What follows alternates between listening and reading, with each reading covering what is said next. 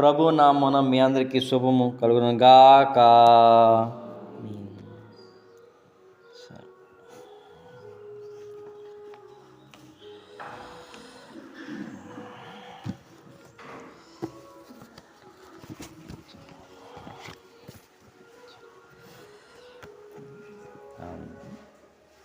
వాక్యం చెప్పుకుందాం.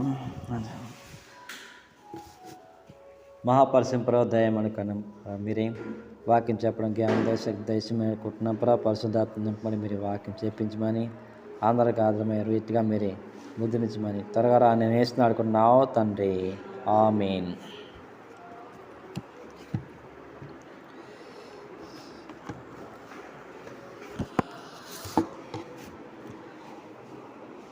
రెండో తిమోతి 4వ అధ్యాయము 7వ వచనము చదవండి. వచ్చిన చదవండి.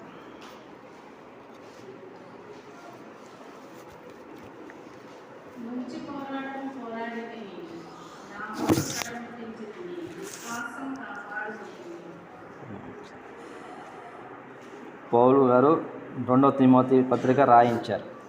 పోరాటం అంటే మనం సాతానుతో పోరాడతాం, రోగాలతో పోరాడతాం, వ్యాధులతో పోరాడతాం. ఈ పోరాడడానికి మనకి బలము శక్తి కావాలి. దేనివల్ల అంటే యేసుక్రీస్తు వలన మనం బలం పొందాలి. అలాగే సాతాను అంధకార క్రియలతో పోరాడాలంటే మనకి బలము యేసుక్రీస్తు ద్వారా పోరాడాలి అనేసి రాయబడి ఉంది. ఒక అతను పాట కూడా రాశాడు, పోరాటం ఆత్మీయ పోరాటం అని పాట రాశాడు ఆయన. మన రోగాలతో పోరాడతాం, మనం కష్టాలతో పోరాడతాం. అలాగే పోరాటం అని మంచి పోరాటం అనేసి దీంట్లోని రాయబడి ఉంది. ఎందుకంటే దేవరసాయి గారు ఆ డేట్లోని ఆయన ఎన్నో శ్రమలు వచ్చినాయి, ఎన్నో బాధలు వచ్చినాయి. మిషన్ గురించి దేవరసాయి గారిని స్థాపించమని చెప్పారు, కానీ నేను స్థాపించలేను, రుద్రుడను, నేను మరి బలం లేనని నేను స్థాపించలేను అనేసి అన్నప్పుడు నేనున్నాను, నీవు తోడుగా ఉన్నాను అనేసి చెప్పగానే ఆయన ధైర్యంగా బలం తెచ్చుకొని దేవుడు బైబిల్ మిషన్ని నడిపించుకొని స్థాపించాడు. అలాగే బైబిల్ మిషన్ గాలిలో బంగారు అక్షరాలతో రాయబడి ఉంది. 1939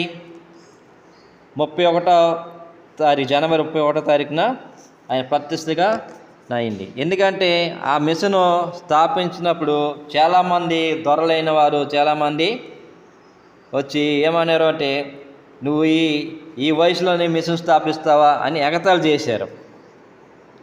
ఏంటంటే మిషను గురించి ఎగతాళి చేసి ఏంటన్నారంటే, మిషను గాల్లోని కలిసిపోద్దంటే ఆయన అన్నారు, గాలి ఎంతవరకు వీచునో అంతవరకు బయలు మిషను వేస్తుందని దేవరసాయి గారు చెప్పారు. ఎందుకంటే ఆయన ఈ దొరలతోని బైబిల్ మిషన్ స్థాపించడానికి పోరాడాడు ఆయన. తర్వాత వృద్ధ వయసులోనే ఆయనకి రోగాలు అంటే 23 రోగాలు ఉన్నాయి. దాన్ని కూడా ఆయన సేవలోని వృద్ధి చేస్తూ ఆయన పోరాడాడు.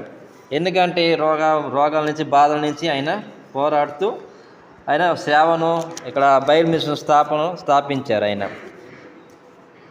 ఒకనాడు ఏంటంటే సంస్కార భోజనం కూడా లోదరం చర్చిలోని ఉన్న టైంలోని సంస్కారం భోజనకి ఇవ్వననేసి బయట పంపించారు. ఎందుకంటే నువ్వు వేరే మిషన్ స్థాపిస్తావన్నావు, అది దేవుడు చెప్పక స్థాపిస్తున్న మిషన్ని స్థాపించినప్పుడు ఆయన ఏమన్నారంటే, అక్కడున్న దొరగారు వెళ్ళిపోండి ఇక్కడ నుంచి అనేసి అనగానే అక్కడున్న దేవాలయంలో ప్రార్థన చేస్తున్నారు. ఆయన ఉండి మోకాళ్ళ మీద ఉన్నప్పుడు ప్రభువే స్వయంగా వచ్చి భోజనము ఆయనకి సిద్ధపరిచి అందించారు. రొట్టి ద్రాక్షరసము అందించారు ఆయన స్వయంగా వచ్చి. ఎందుకంటే అక్కడ దొరలైన వారు ఇవ్వలేదు, దేవుడు స్వయంగా వచ్చి ప్రభురాత్రి భోజనము ఆయనకు అందించారు. ఎందుకంటే అక్కడ ఉన్నవారు